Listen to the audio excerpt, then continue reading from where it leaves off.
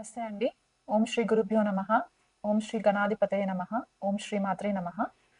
ఈరోజు మనము 2026 సంవత్సరము ద్వాదశ రాశుల వాళ్ళకి ఎలా ఉండబోతుంది అండ్ మనకి గ్లోబల్ లెవెల్లో ఎలాంటి పరిస్థితులు మనకి ఎదురవుతాయి, జియో పొలిటికల్ ఇష్యూస్ అవ్వచ్చు, లేకపోతే వాతావరణానికి సంబంధించి ఇష్యూస్ అవ్వచ్చు, పొలిటికల్ లీడర్స్కి ఎలా ఉండబోతుంది, మనకి రెసెషన్ ఏమైనా వస్తుందా, ఉద్యోగాలకి సంబంధించి ఐటీలో ఎలాంటి డెవలప్మెంట్స్ అవుతాయి, ఈ గ్రహగతులని బట్టి మనము డిస్కస్ చేసుకునే ప్రయత్నం చేద్దాము. కానీ దానికంటే ముందు మనకి జనరల్ గా మేజర్ గా మనము 4 గ్రహాల ట్రాన్సిట్స్ ని బట్టి మనకి ఈ డిఫరెన్సెస్ అనేవి తెలుస్తూ ఉంటాయి అన్నమాట. సో మనకి ఇక్కడ గురువు, శని, రాహు, కేతువుల యొక్క గోచార సంచారం ఎలా ఉండబోతుంది అండ్ 2026 సంవత్సరంలో వచ్చే గ్రహణాల వల్ల మనకి ఎంతవరకు ఇంపాక్ట్ ఉంటుంది, వ్యక్తిగతంగా యాజ్ వెల్ యాజ్ మనకి గ్లోబల్ లెవెల్లో ఎలాంటి చేంజెస్ వస్తాయి అనే విషయం పైన మనము డిస్కస్ చేసుకుందాము. కానీ దానికంటే ముందు మనకి ఈ ట్రాన్సిట్స్ ఎప్పుడు జరుగుతున్నాయి, ఈ గ్రహణాలు ఎప్పుడు అవుతుందో ఆ డేట్స్ కూడా వివరిస్తాను. సో మనకి మొదటగా చూసుకుంటే గనక గురు గ్రహాన్ని తీసుకుంటే జనవరి 1 నుంచి మార్చ్ 11వ తారీఖు వరకు కూడా గురువు వక్రిగతిలో సంచారం చేస్తూ మిథున రాశిలో సంచారం జరుగుతుంది. మార్చ్ 11వ తారీఖున డైరెక్ట్ మోషన్ లోకి వచ్చిన తర్వాత జూన్ 2వ తారీఖు వరకు కూడా కర్కాటక రాశి మిథున రాశిలోనే సంచారం జరిగి జూన్ 2వ తారీఖు తెల్లవారుజామున 2:25 గురువు మనకి మిథున రాశిలో నుంచి కర్కాటక రాశి తన ఉచ్చ స్థానంలోకి సంచారం జరుగుతుంది. జూన్ 2 నుంచి చూసుకున్నట్లయితే మనకి అక్టోబర్ 31వ తారీఖు వరకు కూడా గురువు కర్కాటక రాశిలో సంచారం చేస్తూ తర్వాత మనకి సింహరాశిలోకి ఎంట్రీ ఉంటుందన్నమాట. ఈ 31వ తారీఖున ఎప్పుడైతే సింహరాశిలోకి గురు సంచారం జరుగుతుందో ఆల్రెడీ అక్కడ కేతు సింహరాశిలో ఉంటారు కాబట్టి ఇక్కడ గురు కేతువుల యుతి సింహరాశిలో జరుగుతుంది. అక్టోబర్ 31 నుంచి మనకి డిసెంబర్ 13వ తారీఖు వరకు సింహరాశిలోనే సంచారం జరుగుతూ డిసెంబర్ 13వ తారీఖు అంటే ఎండ్ ఆఫ్ ద ఇయర్ కి వచ్చేసరికి గురువు వక్రిగతిలో సింహరాశిలో వక్రిగతిలో ఉంటారనమాట ఇయర్ ఎండింగ్ వరకు కూడా. సో ఇలాంటి ట్రాన్సిట్ గనక మనము చూసుకున్నట్లయితే గురువు ఒకటే సంవత్సరంలో 3 రాశులని మారడం అనేది మనకి కనిపిస్తుంది. అంటే ఒకటి మిథున రాశి వాయుతత్వ రాశి అవుతుంది, కర్కాటక రాశి జలతత్వ రాశి అండ్ సింహరాశికి వచ్చేసరికి అగ్నితత్వ రాశి అవుతుంది. కాబట్టి ఇలాంటి మూవ్మెంట్ ఎలిమెంట్స్ లో చేంజెస్ అంటే ప్రకృతికి సంబంధించిన ఈ పంచభూతాలలో వాయువు, జలము అండ్ అగ్నికి సంబంధించి తత్వాలలో చేంజెస్ రావడం జరుగుతుంది. కాబట్టి గురువు జనరల్ గా ఏంటంటే మనకు అన్ని విధాలుగా శుభ ఫలితాలను ఇచ్చే గ్రహం కాబట్టి ఇలాంటి ట్రాన్సిట్ జరిగినప్పుడు సకల చరాచరాల పైన జీవరాశుల పైన ఎలాంటి ఎఫెక్ట్స్ ఉంటాయి అనేది కూడా మనకి గతంలో గనక ఒక 100 సంవత్సరాల క్రితము ట్రాన్సిట్స్ ని గనక మనము పరిశీలన చేసుకుంటే ఈ పర్టిక్యులర్ మూవ్మెంట్ ని అతిచారి మూవ్మెంట్ అంటారనమాట. అంటే ఫాస్ట్ గా మూవ్ అవుతూ ఉంటుంది గురువు. ఎప్పుడైతే జీవకారకుడు అతిచారి మూవ్మెంట్ లో ట్రాన్సిషన్ అవుతుందో చాలా ఫాస్ట్ రిజల్ట్స్ వస్తుంటాయి. అది మంచి అవ్వచ్చు, చెడు అవ్వచ్చు, దాన్ని బట్టి మనకి డిఫరెన్సెస్ కూడా కనిపిస్తూ ఉంటాయి అన్నమాట. సో గురువు మనకి చాలా ఇంపార్టెంట్ రోల్ ప్లే చేస్తుంది ఈ ఇయర్ అంతా కూడా. అది కాకుండా మనకి రాహు అండ్ కేతు సంచారం చూసుకున్నట్లయితే ప్రజెంట్ రాహు మనకి శతభిష నక్షత్రంలో కుంభరాశిలో సంచారం జరుగుతూ ఉంటుంది. తర్వాత మధ్యలో ధనిష్ట నక్షత్రంలోకి ట్రాన్సిషన్ అవుతుంది అనమాట రాహుకి వచ్చేసరికి. ఆల్మోస్ట్ మనకి ఆగస్ట్ ఆ టైంకి మనకి ధనిష్ట నక్షత్రంలోకి సంచారం జరుగుతుంది. కేతు కనుక చూసుకున్నట్లయితే ప్రజెంట్ మనకి జనవరి 1 నుంచి మార్చ్ 29వ తారీఖు వరకు కూడా పూర్వ ఫాల్గుని నక్షత్రము సింహరాశిలో సంచారం జరుగుతూ తర్వాత కేతు మఖ నక్షత్రంలోకి సంచారం జరుగుతుంది. ఈ రాహు కేతువులు మాత్రము సింహరాశిని అండ్ కుంభరాశిని మార్చి మనకి మకర రాశిలోకి రాహు సంచారము, కర్కాటక రాశిలోకి కేతు సంచారము డిసెంబర్ 5వ తారీఖున జరుగుతుంది. శని సంచారం గనక చూసుకున్నట్లయితే జనవరి 1వ తారీఖు నుంచి కూడా మనకి శని పూర్వభాద్ర నక్షత్రంలో సంచారం చేస్తూ జనవరి 20వ తారీఖున ఉత్తరభాద్ర నక్షత్రంలోకి సంచారం జరుగుతుంది మీనరాశిలో. అలాగే మనకి మే 11వ తారీఖున ఉత్తరభాద్ర నక్షత్రం నుంచి రేవతి నక్షత్రంలోకి సంచారం జరుగుతుంది అన్నమాట శనికి. అండ్ జూలై 27వ తారీఖున రేవతి నక్షత్రం మీనరాశిలోనే శని వక్రిగతి మోషన్ లోకి ట్రాన్సిషన్ అయ్యి డిసెంబర్ 11వ తారీఖు వరకు కూడా మనకి శని వక్రగతిలోనే ఉండి డిసెంబర్ 11వ తారీఖున మనకి డైరెక్ట్ మోషన్ లోకి రావడం అనేది జరుగుతుంది. అంటే ఈ సంవత్సరం అంతా కూడా శని మనకి మీనరాశిలోనే సంచారం చేస్తూ నక్షత్రాల పరివర్తన మాత్రం జరుగుతుంది. అంటే నక్షత్రాలు చేంజెస్ అవుతాయి అన్నమాట. ఉత్తరాభాద్ర నుంచి రేవతి నక్షత్రంలోకి ఎంట్రీ అయ్యి మళ్ళీ రేవతి నుంచి ఉత్తరాభాద్ర నక్షత్రంలోకి తిరోగమనం అయినప్పుడు ఇలాంటి సిచ్యువేషన్స్ ఉన్నప్పుడు మనకి కొద్దిపాటిగా చేంజెస్ రావడం అనేది సహజంగా కనిపిస్తూ ఉంటుంది. ఎప్పుడైతే రవి ఏప్రిల్ నెలలో మీనరాశిలోకి సంచారం జరుగుతుందో అప్పుడు శని, రవి అండ్ కుజుడు కూడా కొన్ని రోజులు మనకి మీనరాశిలోనే ఉండడము, ఆపోజిషన్ లో వీళ్ళకి ఇక్కడ మనకి షడాష్టకం అనేది ఫామ్ అవుతుంది అనమాట ఏప్రిల్ నెలలో. అప్పుడు మనకి కేతు సింహరాశిలో ఉండి మీనరాశిలో శని, రవి, కుజుడు ఉన్నప్పుడు ఈ ఏప్రిల్, మే నెలలు మాత్రం కొద్దిపాటిగా మనకి చాలా చేంజెస్ తీసుకొచ్చే నెలలుగా మనము చెప్పుకోవడానికి ఉంటుందన్నమాట. ఆ టైంలో మనకి వచ్చే గ్రహస్థితిని బట్టి మనకి కొద్దిగా గ్లోబల్ లెవెల్లో డిస్ట్రక్షన్స్ అవ్వడానికి ఛాన్సెస్ కనిపిస్తుంటాయి. కొద్దిగా వార్ లాంటి సిచ్యువేషన్స్, అంటే యుద్ధ వాతావరణానికి సంబంధించి సిచ్యువేషన్స్ రావడము, లేకపోతే సడన్ గా కొద్దిపాటిగా ఏదైనా స్కాండల్స్ బయటికి రావడానికి ఛాన్సెస్ ఉండడము, ఇవన్నీ కూడా మనకి ఈ పర్టికులర్ టైం ఫ్రేమ్ లో కనిపించడానికి ఛాన్సెస్ ఉన్నాయి. కానీ దానికంటే ముందు మనకి ఫిబ్రవరి, మార్చ్ అండ్ జూలై, ఆగస్ట్ సమయాలలో మనకి గ్రహణాలు కూడా ఏర్పడే పరిస్థితి కనిపిస్తుంది. కాబట్టి ఫిబ్రవరి 17వ తారీఖున మనకి యాన్యువల్ సోలార్ ఎక్లిప్స్ ఉంది. అంటే మనకి సూర్యగ్రహణం ఏర్పడుతుంది. ఈ సూర్యగ్రహణం మాత్రం మనకి ఇండియాలో కనిపించదు, వేరే దేశాలలో కనిపిస్తుంది, మనకి వెస్టర్న్ కంట్రీస్ లో కనిపిస్తుంది. కాబట్టి మనకి సూతకం ఏం ఫాలో అవ్వడానికి అవసరం లేదనమాట. కాకపోతే మనకి మార్చ్ 3వ తారీఖున వచ్చే పాక్షిక చంద్రగ్రహణం మాత్రం మనకి ఇండియాలో కనిపిస్తుంది న్యూఢిల్లీ టైం ప్రకారం చూసుకుంటే. మార్చ్ 3వ తారీఖున వచ్చే చంద్రగ్రహణాన్ని బట్టి మనకి కొద్దిపాటిగా చేంజెస్ అనేవి కూడా మనకి కనిపిస్తాయి. ఎందుకంటే ఆ చంద్రగ్రహణం అయిన ఒక 7-8 రోజుల తర్వాత మనకి గురువు గ్రహం కూడా తిరోగమనము ఆగిపోయి డైరెక్ట్ మోషన్ లోకి రావడము మిథున రాశిలో. అండ్ మనకి కేతు కూడా నక్షత్రం చేంజ్ అవుతుంది మార్చ్ లో. కాబట్టి ఇలాంటి పైవటల్ పాయింట్స్ ఏవైతే ఉంటాయో ఆ టైంలో మనకి కొద్దిపాటిగా ఈ సడన్ చేంజెస్ అనేవి కనిపిస్తూ ఉంటాయి అన్నమాట. అండ్ అలాగే మనకి ఆగస్ట్ 12వ తారీఖున టోటల్ సోలార్ ఎక్లిప్స్ కనిపిస్తుంది. ఇది కూడా మనకి ఇండియాలో కనిపించదు, సో దానికి కూడా సూతకం ఫాలో అవ్వాల్సిన పని లేదు. కాకపోతే అండ్ మనకి ఆగస్ట్ 28వ తారీఖున పాక్షిక చంద్రగ్రహణం ఏర్పడుతుంది. ఇది కూడా మనకి ఇండియాలో కనిపించదు. కానీ కనిపించకపోయినా సరే కొన్ని రాశుల వాళ్ళకి దాని ఇంపాక్ట్ అనేది ఉంటుంది. కాబట్టి ఈ గ్రహణ మనము జనరల్ గా ఇండియాలో కనిపించట్లేదు, మనము సూతకం ఫాలో అవ్వకపోయినా సరే దానికి కావాల్సిన తగు జాగ్రత్తలు మాత్రం మనము వ్యక్తిగతంగా తీసుకోవాలి. స్పెసిఫిక్ గా ఎవరైనా అమావాస్య, పౌర్ణమి రోజు పుట్టిన వాళ్ళు ఎవరైనా ఉంటే గనక వాళ్ళకి ఈ గ్రహణ ప్రభావాలు కొద్దిగా ఎక్కువ ఇంపాక్ట్ అవుతుంది. కాబట్టి అండ్ చంద్రుడు కూడా క్షీణ చంద్రుడైనా, నీచ చంద్రుడైనా, రవి కూడా ఏదైనా పాపగ్రహ రాహుకేతులతో కలిసి ఉన్న జన్మ జాతకంలో ఇలాంటి జాతకులకి కొద్దిపాటిగా ఈ గ్రహణం ఎఫెక్ట్స్ కూడా కొంచెం ఎక్కువ ఉంటాయి. కాబట్టి ఆ డేట్స్ వచ్చేటప్పుడు మీరు కొద్దిపాటిగా మీ బిహేవియరల్ ప్యాటర్న్స్ లో కూడా కొంచెం చేంజెస్ ని గమనించడానికి ఛాన్సెస్ ఉంటాయి. సో ఓవరాల్ గా చూసుకున్నట్లయితే గనక మనకి ఈ మేజర్ ట్రాన్సిట్స్ గ్రహాలకి సంబంధించి అండ్ గ్రహణాలకి సంబంధించి ఏవైతే ట్రాన్సిషన్స్ ఉంటాయో మనకి గ్లోబల్ లెవెల్లో ఈ 2026 సంవత్సరంలో మనకు వచ్చే ఇంపాక్ట్స్ ఏంటి అంటే, ఫస్ట్ గా మనకి జలానికి సంబంధించిన ప్రమాదాలు ఎక్కువ కనిపిస్తూ ఉన్నాయి. ఎందుకంటే ఈ మేజర్ గ్రహాలన్నీ కూడా వాయువు, అగ్ని అండ్ జల తత్వ రాశులన్నీ ఇంపాక్ట్ ఎక్కువ చేస్తున్నాయి. కాబట్టి ఈ పర్టిక్యులర్ డామినేషన్స్ ఏవైతే ఉంటాయో అక్కడ మనకి ఇంపాక్ట్ అనేది ఎక్కువ కనిపిస్తూ ఉంటుంది. అంటే మనకి కొద్దిపాటిగా వాటర్ కి సంబంధించి ప్రమాదాలు జరగడము, మెంటల్ హెల్త్ లో ప్రాబ్లమ్స్ రావడము, చాలా మందికి సైకలాజికల్ గా ఇబ్బందులు ఫేస్ అవ్వడము, ఓపిక నశించిపోవడము, సడన్ గా డెసిషన్స్ తీసుకోవడము, ఇలాంటివి కనిపిస్తూ ఉంటాయి.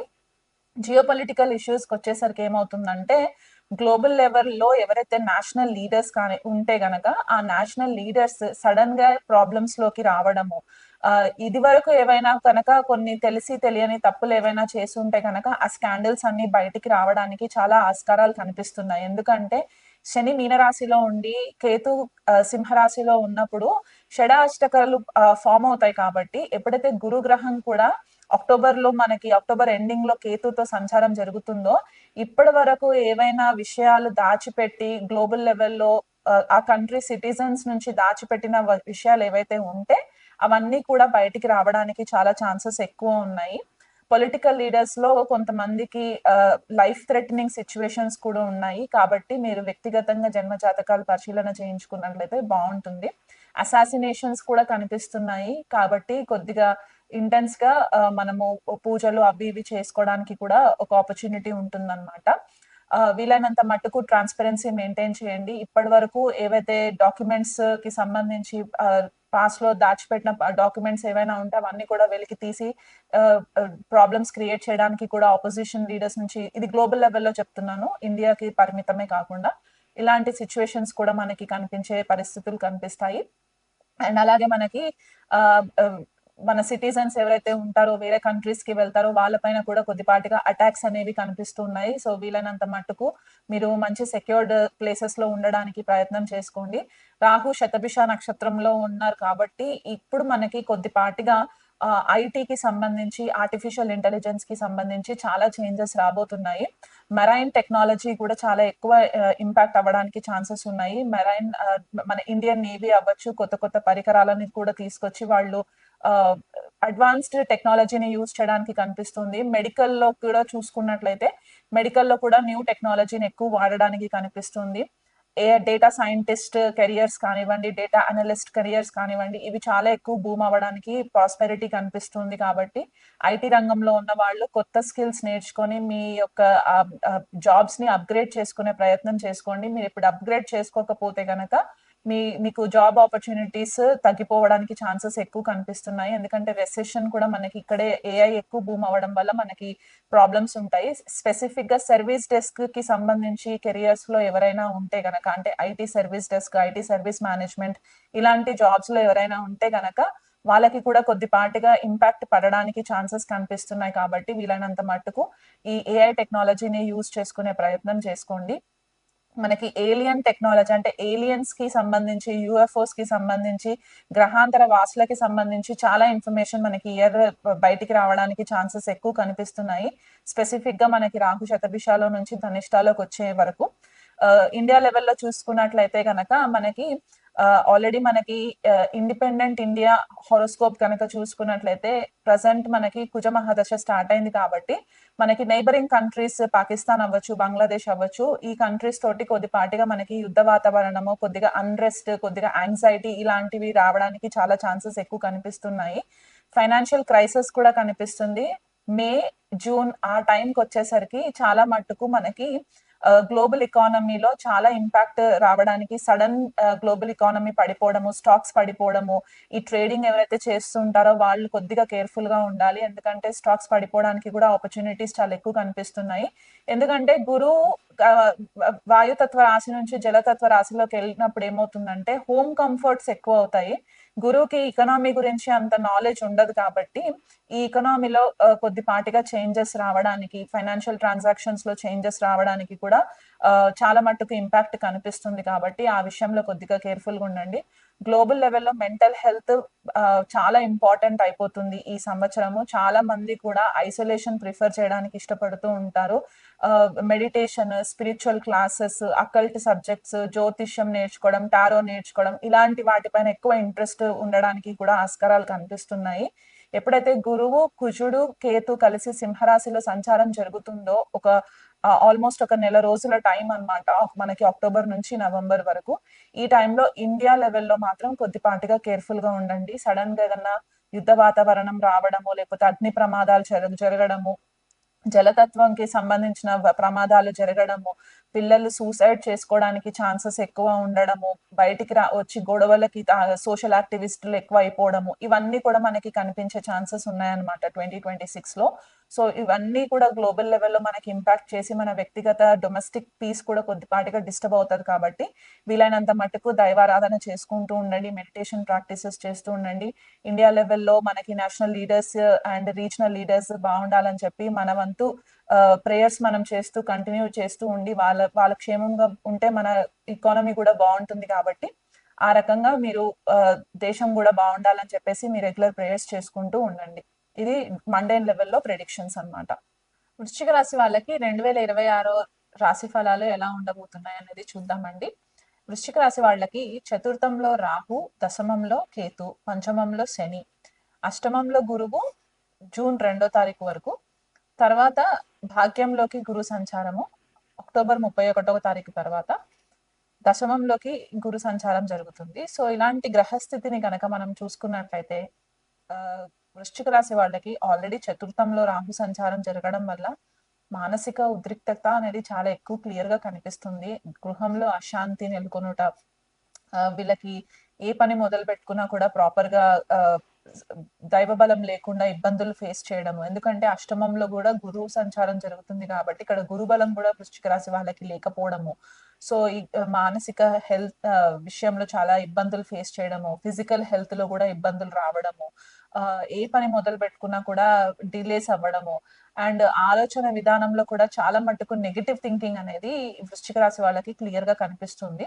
ఎందువల్ల అంటే పంచమ స్థానంలో ఆలోచన స్థానం అని మనం పంచమ స్థానంగా కన్సిడర్ చేస్తాం కాబట్టి అక్కడ శని సంచారం కూడా జరుగుతుంది కాబట్టి చాలా మటుకు నెగిటివ్ థింకింగ్ ఎక్కువ కనిపిస్తూ ఉందన్నమాట. తల్లి నుంచి సపోర్ట్ రాకపోవడము, లేకపోతే తల్లి తరఫున వాళ్ళ నుంచి ఏదో ఒక రకమైన ఇబ్బందులు రావడము, లేకపోతే మదర్ కి హెల్త్ సరిగ్గా ఉండకపోవడము, మీకు మానసికంగా హెల్త్ సరిగ్గా ఉండకపోవడము, ఇవన్నీ కూడా క్లియర్ గా కనిపిస్తున్నాయి. కెరియర్ కి సంబంధించి మీరు చాలా కేర్ఫుల్ గా ఉండాలి. కొన్ని పరిస్థితుల్లో మీకు సడన్ గా జాబ్ మిస్ అవ్వడం అనేది కనిపిస్తుంది, అంటే జాబ్ లాస్ కనిపిస్తుంది వృశ్చిక రాశి వాళ్ళకి. ఎందువల్ల అంటే దశమంలో కేతు సంచారం జరుగుతుంది. అండ్ ఈ కేతు సంచారం ఏంటంటే మీకంటూ ఒక క్లారిటీ లేకపోవడము, కన్ఫ్యూజన్ ఉండడము కెరియర్ కి సంబంధించి. నేను ఉన్న డైరెక్షన్ కరెక్టేనా కాదా, ఇంకేదైనా బెటర్ గా నేను ఏదైనా నేర్చుకోవాలా అనే ఒక ఈ కాన్ఫ్లిక్ట్ చాలా ఇబ్బంది క్రియేట్ చేసేలాగా ఉంటుంది అనమాట. అంటే మీరు ఎక్కువ మటుకు రాహు ఎక్కడైతే ఉంటుందో అక్కడ ఎక్కువ ఫోకస్ అయిపోతుంది కాబట్టి ఆపోజిట్ లో ఉన్న కేతు పైన మీరు ఎక్కువ దృష్టి పెట్టరు అనమాట. సో మీ ఫోకస్ అంతా కూడా గృహ వాతావరణానికి సంబంధించే ఫోకస్ ఉంటుంది కాబట్టి ఈ దశమంలో ఉన్న కేతు పైన ఎక్కువ ఫోకస్ ఉండకపోవడం వల్ల టైంకి డెడ్ లైన్స్ మీరు సరిగ్గా రీచ్ అవ్వలేకపోవడము, దానివల్ల మీకు కొద్దిగా హైయర్ మేనేజ్మెంట్ నుంచి మీకు కొద్దిగా వార్నింగ్స్ రావడము, ఇలాంటివి కనిపిస్తూ ఉన్నాయి.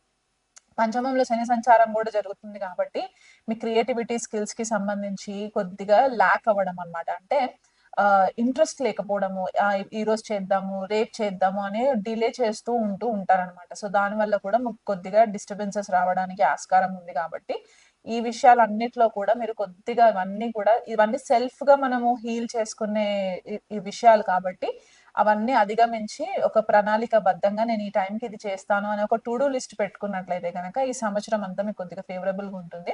సెకండ్ హాఫ్ అంతా కూడా మీకు కొంచెము comparative to first half, second half బాగుంటుంది. ఎందుకంటే గురువు ఎప్పుడైతే అష్టమ స్థానంలో నుంచి భాగ్యస్థానంలోకి సంచారం జరుగుతుందో భాగ్యస్థానం నుంచి శని పైన దృష్టి పడుతుంది కాబట్టి అప్పుడు మీకు కొద్దిపాటిగా వృశ్చిక రాశి వాళ్ళకి మంచి ఫేవరబుల్ రిజల్ట్స్ వస్తాయి. ప్రమోషన్స్ ఏమైనా ఆగిపోయి ఉంటే గనక సెకండ్ హాఫ్ లో ప్రమోషన్స్ రావడానికి ఆస్కారం ఎక్కువ కనిపిస్తుంది. లివర్ కి సంబంధించి, గ్యాస్ట్రిక్ ప్రాబ్లమ్ కి సంబంధించి కొంచెం కేర్ఫుల్ గా ఉండండి. దానివల్ల మీకు ఓవర్ ఈటింగ్ వల్ల ఇబ్బందులు రావడము, రాంగ్ ఫుడ్ తినడం వల్ల ఇబ్బందులు రావడం, హెల్త్ ఇంపాక్ట్ అవ్వడము, ఇవి కనిపిస్తూ ఉన్నాయి అన్నమాట.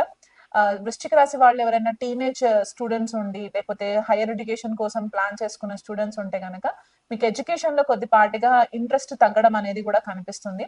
భార్యాభర్తల మధ్య కొద్దిగా గొడవలు రావడానికి కూడా ఛాన్సెస్ ఎక్కువ కనిపిస్తున్నాయి కాబట్టి ఆ విషయంలో కొద్దిగా కేర్ఫుల్ గా ఉండండి. మనకి చతుర్థ రాహు పంచమ శని నడుస్తుంది కాబట్టి ఈ చతుర్థ రాహు కొద్దిగా ఇబ్బంది క్రియేట్ చేస్తుంది కాబట్టి ప్రతి మంగళవారం రోజు కూడా మీరు సుబ్రహ్మణ్యేశ్వర స్వామి ఆలయం గనక విజిట్ చేసినట్లయి, సుబ్రహ్మణ్యేశ్వర స్వామి కవచం గనక మీరు రెగ్యులర్ గా చదువుకున్నట్లయితే గనక రాహు నుంచి వచ్చే దుష్ప్రభావాల నుంచి బయటపడడానికి ఆస్కారం కనిపిస్తుంది. గురువుకి సంబంధించి గురు పాదుక స్తోత్ర పారాయణం చేసుకోండి. రెగ్యులర్ గా ప్రతి గురువారం రోజు కూడా గోవుకి గ్రాసం తినిపించే ప్రయత్నం చేయండి. శనగలు దానం ఇవ్వండి. అండ్ రాహుకి కేతువుకి ఉలువలు మినుములు దానం చేసుకున్నట్లయితే కూడా మీకు ఈ సంవత్సరము మేజర్‌గా హెల్త్ ఇంపాక్ట్ అవ్వకుండా, మేజర్ ఇంకే ఫైనాన్షియల్ లాసెస్ రాకుండా కూడా ఈ దాన ధర్మాలు చేయడం వల్ల మీకు ఇంకా బెటర్ రిజల్ట్స్ ఉంటాయి.